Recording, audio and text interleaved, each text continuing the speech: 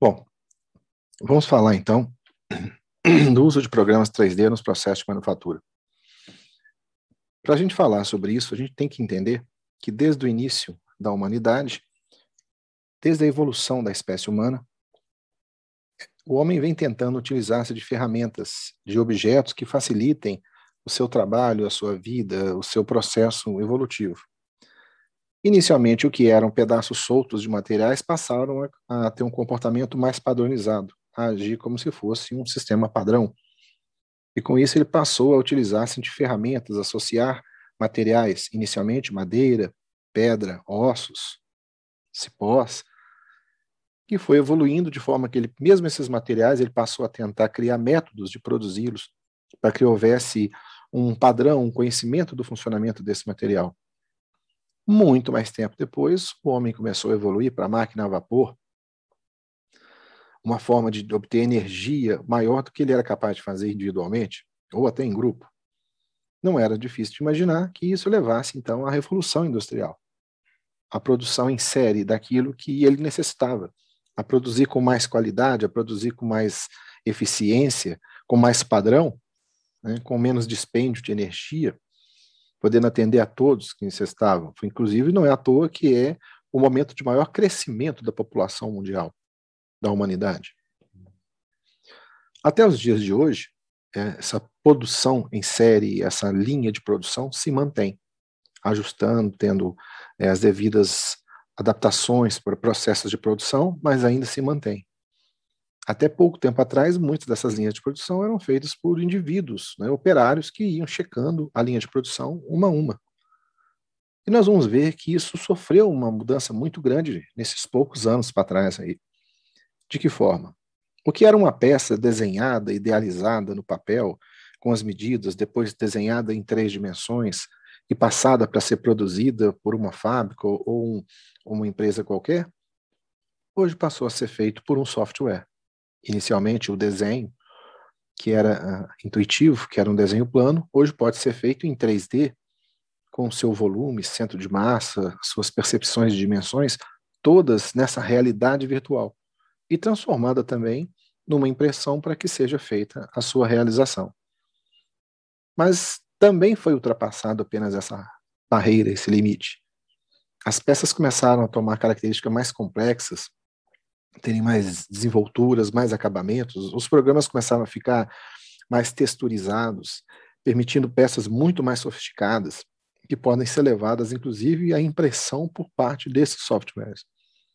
Não somente foi permitido que se estudasse a forma e o material a ser impresso, mas também começou a permitir que se estudasse as propriedades desse material, a conhecer suas características.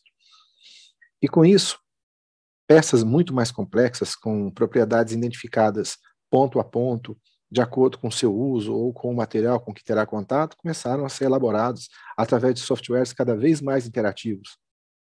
Vários softwares como CAD, CAM e outros mais passaram a ser utilizados para controle deste material, para controle automatizado. Chegamos hoje às impressoras 3D, que não demora muito, estaremos aí talvez imprimindo próteses para que sejam utilizadas dentro do corpo humano. É um sonho e não demora, talvez seja uma realidade. Para que haja a eficiência desse sistema, temos que lembrar que é preciso um gerenciamento dessa questão da operação em 3D. E o gerenciamento é muito mais do que simplesmente utilizar uma impressão. É preciso conhecer as máquinas, suas demandas, onde elas se posicionam, seus limites, os seus eixos de operação, o seu processamento como um todo, o seu consumo de energia. Então, os softwares foram se tornando cada vez mais interativos, cada vez mais ligados em tempo real com esses equipamentos, fazendo relatórios em tempo real de suas operações, permitindo que essas máquinas tivessem os seus controles virtuais bem associados às suas operações reais, viabilizando suas operações, suas precisões, a questão do tempo e a capacidade de cada uma, permitindo o controle de vários equipamentos diferentes, a simulação desses, qual seria seu alcance, melhor posição de instalação, um processo otimizado por questões que saíram apenas da observação humana, mas passaram a ter análises táticas, funcionais, matemáticas, algoritmos próprios de operação, com designs próprios, com desenhos próprios, com eixos. É uma associação entre não só a parte da robótica, mas a parte da informática, a parte da análise da produtividade de materiais. Há uma expansão muito grande. Por trás de tudo isso, demanda um profissional envolvido com um aprofundamento, com a qualidade daquilo que ele está preparando, que ele está atuando. Máquinas passaram a cumprir funções que antes eram feitas por homens. Cada máquina dessa passou a ter, no entanto, que ter a atenção de profissionais mais capazes, mais preparados. Então, demandou uma mão de obra mais especializada, mais assalariada. Também a manutenção passou a ser muito mais cuidada. Hoje, com a associação desses softwares que permitem o controle em 3D, temos uma resposta em tempo real do tempo de vida, o dossiê de cada máquina, a operação. Se uma máquina dessa sofrer um pequeno desnível, uma pequena variação na sua forma de operar em relação ao que é programado, o sistema vai notar, vai conseguir perceber e indicar isso dentro de uma faixa limite de alerta. Esses relatórios são em tempo integral, permitem então que a máquina, a simulação feita por ela, seja de fato aquilo que está acontecendo, ou seja, você vê um cenário da máquina atuando ali em relação ao que está acontecendo na realidade dentro da fábrica. Qual a vantagem de analisar um cenário deste? Enquanto você olha uma filmagem de uma operação, você vê apenas aquilo que você pode captar visualmente. Dentro de um cenário desse, com a repetição sendo análoga, você consegue, por exemplo, sumir com a parte externa da máquina e analisar como ela está se comportando por dentro, se está de acordo ou não. Você consegue analisar, fazer um diagnóstico mais preciso enquanto a máquina está operando por parte do sensoramento remoto em tempo real. Cada máquina, cada equipamento passa a ter um dossiê que permite que você acompanhe sua eficiência, produtividade, tempo de vida, a demanda ou não de uma manutenção preditiva e não mais corretiva. E o composto disso dentro de um contexto maior, ou seja, você pode, com base nisso, dentro desses softwares, analisar por vários ângulos diferentes, com isso interpretar toda a situação.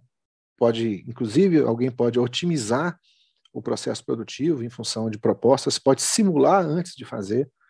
Essas máquinas, algumas são fixas, outras podem ser móveis dentro de trilhos, outras podem estar dentro de equipamentos que se deslocam. Geralmente elas são parametradas por questão de segurança. Você pode, com base nesses dados, inclusive, imaginar o que cada máquina pode fazer de melhoria da sua produtividade individualmente e analisar como isso vai impactar. Para que tenhamos uma ideia dessa operação, vamos analisar o que está acontecendo aqui.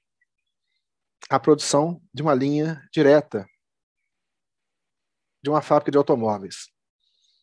Cada uma dessas máquinas tem seu ponto certo e o momento certo de aplicar a sua função. E se desloca ao longo de posições pré-definidas.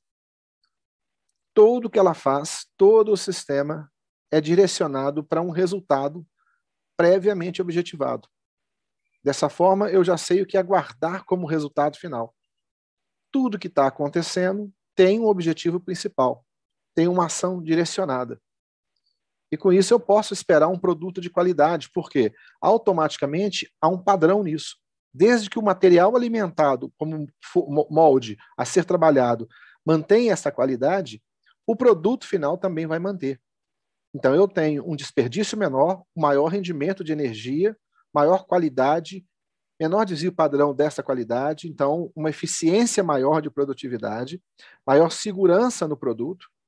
Claro que para isso eu estou acompanhando remotamente cada desempenho. Se uma dessas máquinas sair fora, o meu sistema vai notificar, me informando que há necessidade ou não de um reparo, substituição ou uma manutenção preditiva. E enquanto isso ocorre lá, no meu sistema eu tenho a análise.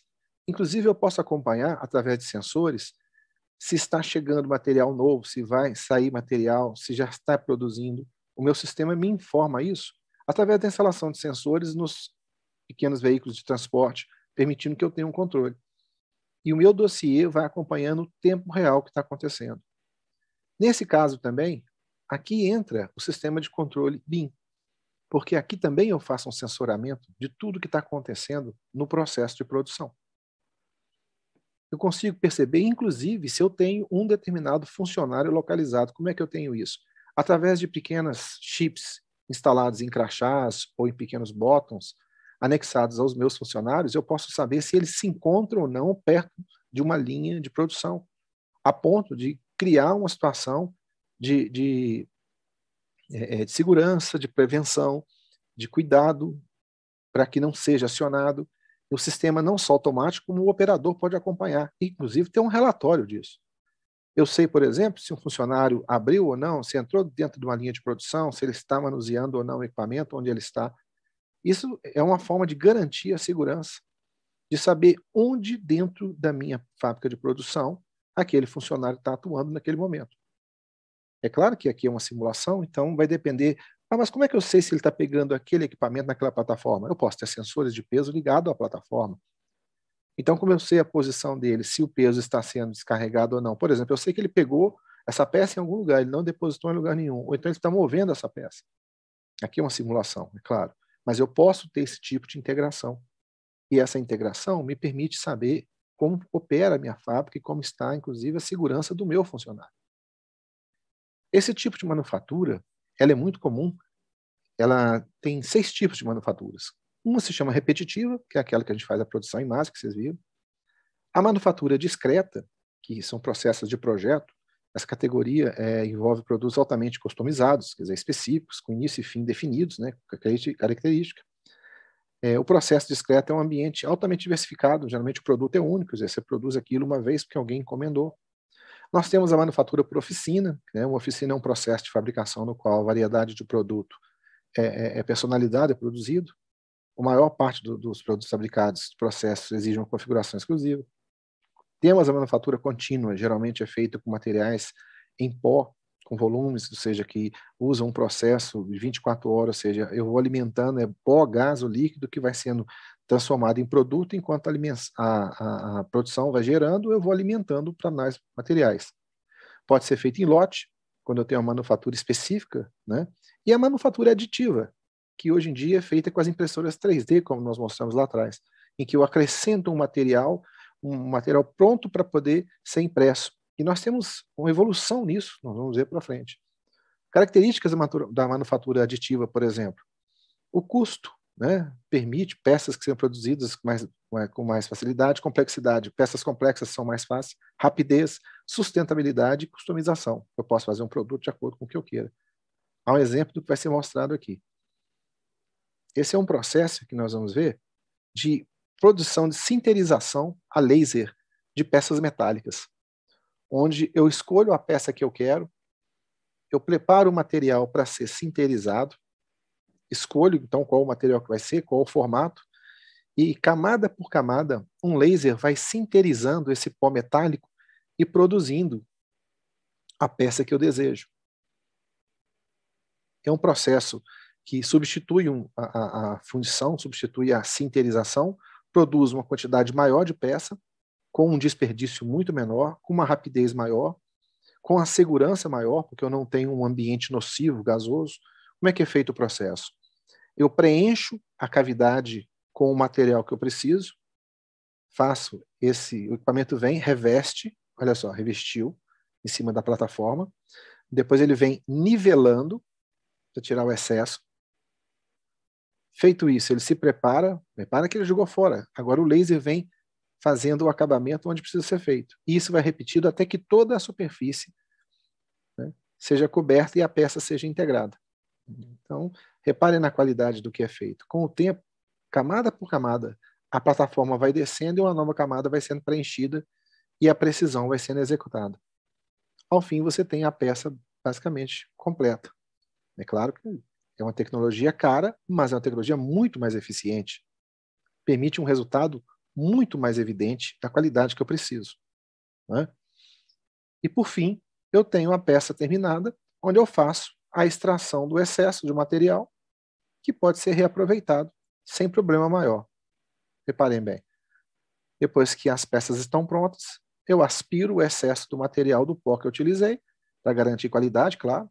as peças estão terminadas e o pó que sobrou eu vou reutilizar, pois ele é completamente reutilizável, não houve prejuízo nem modificação. Uma peça metálica com a devida qualidade. Esse também utiliza esses processos, como eu disse, do BIM. Você utiliza várias ferramentas que fazem a gestão do controle. Essa leitura de processo, essa qualidade, esses dados são importantes para manter esse gerenciamento. Cada equipamento tem o seu controle individual previamente definido. Isso tudo feito com sistemas 3D. Muito mais do que fazer um desenho é o gerenciamento da operação em 3D. Então veja bem que desenhar em 3D foi o início de tudo isso. Hoje o gerenciamento 3D está muito associado à efetividade. As fábricas conseguem saber, inclusive, o grau de tempo, a qualidade, a temperatura, todos os dados, hoje com sensores que pode ser à base de raio-x, à base de ultrassom, à base de campos eletromagnéticos, você pode, inclusive, determinar a característica do material, analisar o seu banco de dados. Tudo isso por um monitoramento de um profissional que acompanha isso. Não se esqueçam, obrigado a todos. E não se esqueçam que o conhecimento é construído passo a passo com esforço, dedicação e interesse.